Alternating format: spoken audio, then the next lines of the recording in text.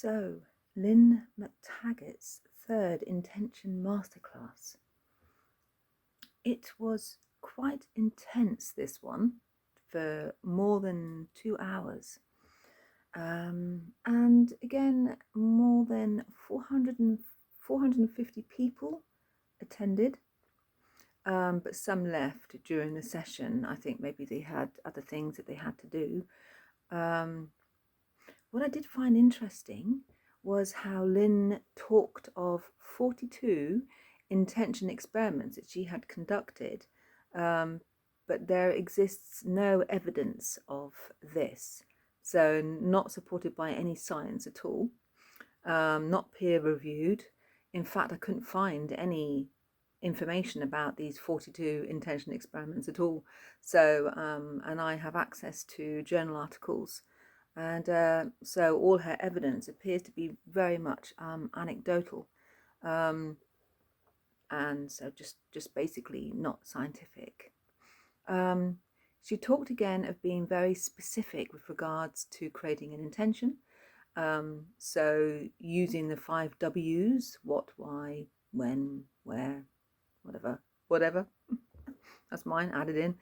And how to bring it into your heart and infuse it with emotion and imagine it coming true with all 5 senses. Now that's quite difficult actually, to try and do that, to try and memorize that.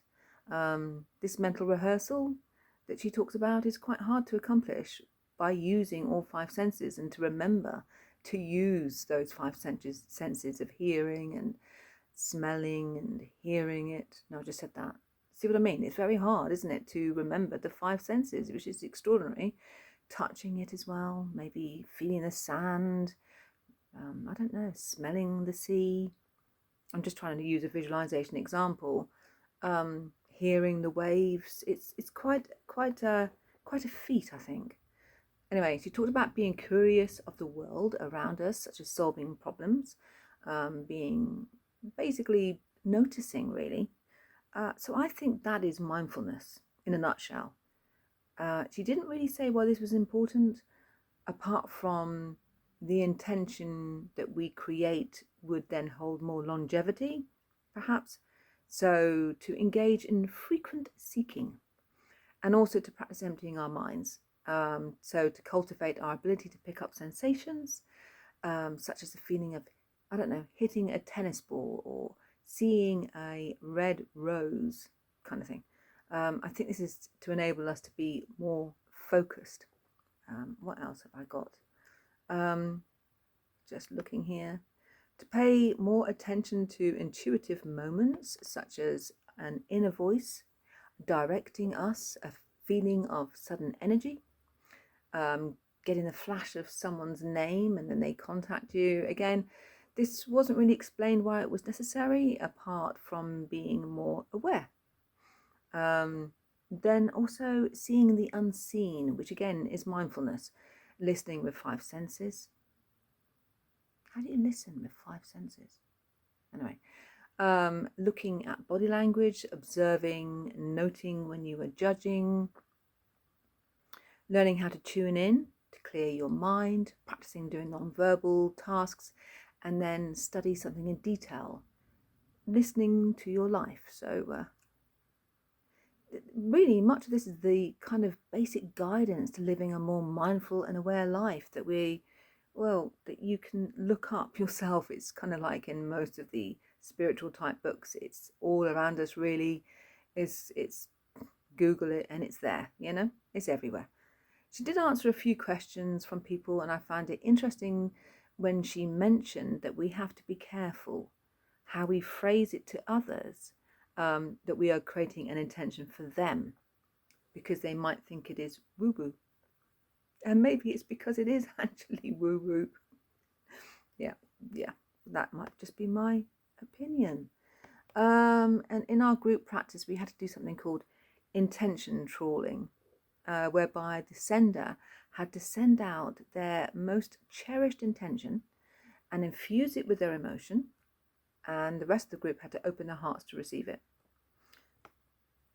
It worked in part in our group, I suppose, but really it did feel like people were kind of like just guessing. It felt a bit like mind reading, maybe a little bit silly.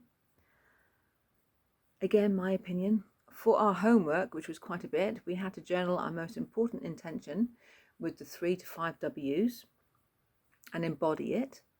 Some people had arrived to this session wearing clothes with their intention, or surrounded by, I don't know, equipment. One was even dressed as a superhero. I kind of felt a bit sad for them, if I'm being honest. Again, my opinion. We are to note our mood levels, situations that raise or lower our confidence, and to look at people's body language. And being mindful by studying objects for 10 minutes or so. And also to become a seeker. I know this isn't Harry Potter. That's all right. Anyway, to become a seeker, as she calls it, by watching whodunits and thrillers and avoiding routines, as if, that's really how we can live. But yeah, cool. Basically, the homework was a repeat of her session, really. And I think it would be hard for people to do that every day, or even to remember to do it every day. An awful lot of what she talks about feels a lot like other New Age gurus. It's very much kind of Joe Dispenza, Wayne Dyer, Louise Hay. It's just all the same kind of stuff, really. The same kind of thing that any kind of like manifestation, intentional work guru would talk about, So there's nothing new, really. There are many more women than men in the group. I think I've mentioned this before. So kind of like mostly middle-aged ladies, like me, and above, so even older than that, which I find very interesting. Where are all the men? I mean, yeah, that's a question to be asked anyway. But I mean, basically, there weren't that many men in the group. So exploring further, though. Oh, sorry, trying to get comfortable here. Well, I'm still here. Exploring further, Lynne McTaggart, I found that the Advertising Standards Authority last year have asked Lynne to stop advertising that the power of 8 can heal people. They said, we expected to see robust scientific evidence in support of the claims made about the power of 8, which substantiated that it provided successful treatment for illnesses and conditions, for example. And testimonials alone are not sufficient to substantiate the claims. And that's all she actually has, is testimonials. She has no evidence. So the ASA said that the claims were not substantiated and were misleading. She was discouraged essential treatments for conditions for which medical supervision should be sought. Basically, the ASA have told Lynne to not state or imply, including by the use of testimonials, that the power of 8 method could treat health or medical conditions unless she had adequate evidence. And they also told her to ensure her advertisements did not discourage essential treatment for conditions for which medical supervision should be sought. But she still does this. When you think about it, she's doing it now on social media and in our Intentions Masterclass and her courses. So yeah, so that's interesting, isn't it? That she's still doing it even though she's been asked not to. So she's misleading. So it's not backed by any scientific evidence. She's just using anecdotal reports and nothing else. So can you really believe in this intentional work? Many people, as I've said, who follow Lynne McTaggart also follow people like Joe Dispenza. And again, his claims are potentially misleading, lacking any rigorous scientific backing.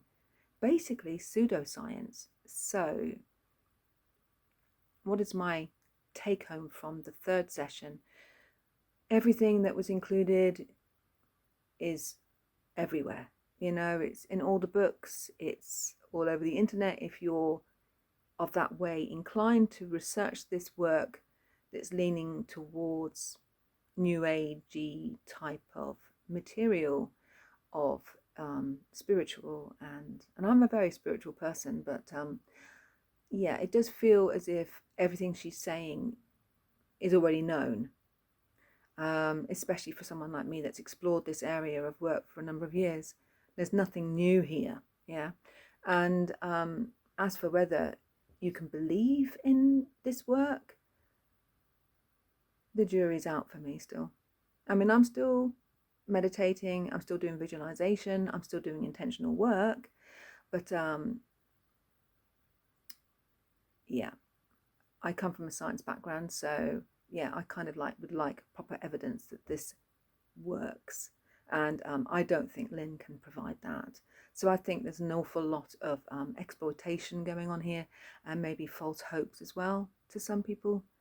So I keep my feet firmly rooted to the ground, and I just do the work for as an experiment, and also because it uplifts my mood. So I think it's good to keep, a sensible mind about this work, not take it too seriously, and just go with the flow. So that is my report of the third intentional session with Lynne McTaggart. And I hope you come back for the next one, and don't forget to subscribe. I hope that you do. Thank you.